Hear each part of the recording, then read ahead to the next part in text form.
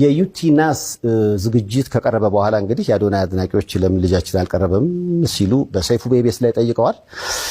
የኛ ሐሳብ ሁሉም እየመጡ ምረጡኝ እንዲሉ እድል ማመቻቸት ነው። ስለዚህ አታስቡ፣ እስከ ዝግጅቱ መጨረሻ ድረስ የተመረጡ ቲክቶከሮች እየመጡ ምረጡኝ ይላሉ። በነገራችን ላይ አዶናይን እንዲመጣ ግብዣ ቀርቦለታል። መጥቶ የምረጡኝ እንቅስቃሴ ማድረግ ይችላል። ሴፍሻ ለምን አንተ ሾው መቅረብ እንደማልፈልግ በግልጽና በክብር ላስረዳ ፈልጋለሁ። አንደኛ ነገር በአካል ይህ ጥያቄ ለመጠየቅ መጀመሪያ ሰላምታ ስልክ አንደኛ በክብር አላወራኝም፣ ችላ ብላኛል። it's okay maybe busy ሆነ ሊሆን ይችላል ወይም ሌላ ሐሳብ ነው ኖሮ ሊሆን ይችላል። በጥሩ ነገር እንውሰደው።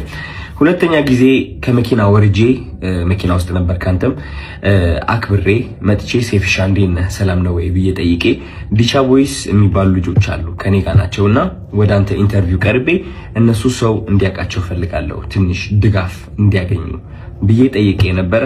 የሰጠኸኝ መልስ ዝም ብለህ ነበር ያለፍከኝ።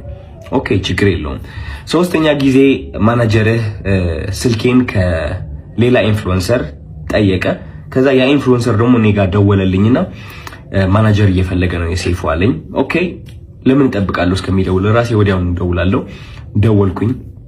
ከዛ ማናጀር ያለኝ አሜሪካ እንዳልክና ስትመለስ ደግሞ ስኬጁሎች እንዳሉክ ነው which ይገባኛል። ይሄም ሪስፔክትፉል ቢዚ የሆንክ ሰው እንደሆንክ እርግጠኛ ነኝ። ትልቅ ነገር ነው ያንተ ሴፉ ሾው ማለት ነው። በጣም ሪስፔክት አደርገዋለሁ። ግን ከዚህ ሁሉ የደበረኝ ነገር ምንድነው? ከዚህ ሁሉ የደበረኝ ነገር አይ ቲንክ ዛሬ የተናገርከው አሽሙር ነው መሰለኝ። አይ ቲንክ አሽሙር ነው። አየህ እኛ ሰዎች ስንባል መጥፎ የሚባል ሳይድም አለን፣ ጥሩ የሚባል ሳይድም አለን። ችግሩ ሁላችንም ነጭ በግ እንደሆነና ምንም ጥፋት እንደሌለን ገመና እንደሌለን ስለምናስመስል ነው እንጂ የኛ ገመና ቢሸት ኖሮ ከቤት አንወጣም ነበር። ግልጾኝ ልንገርክ፣ ችግሩ እኔ ገመናዬን አካፍላለሁ።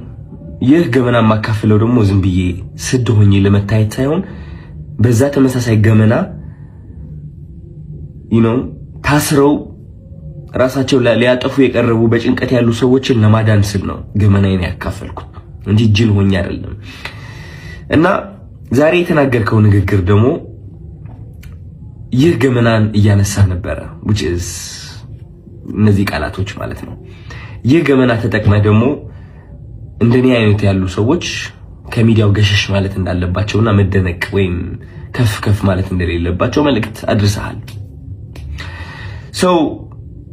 ችግሩ ምንድነው መሰለክ ሴፉ፣ የተናገርከው ነገርና ተግባርክ አንድ አልሆነ። ምክንያቱም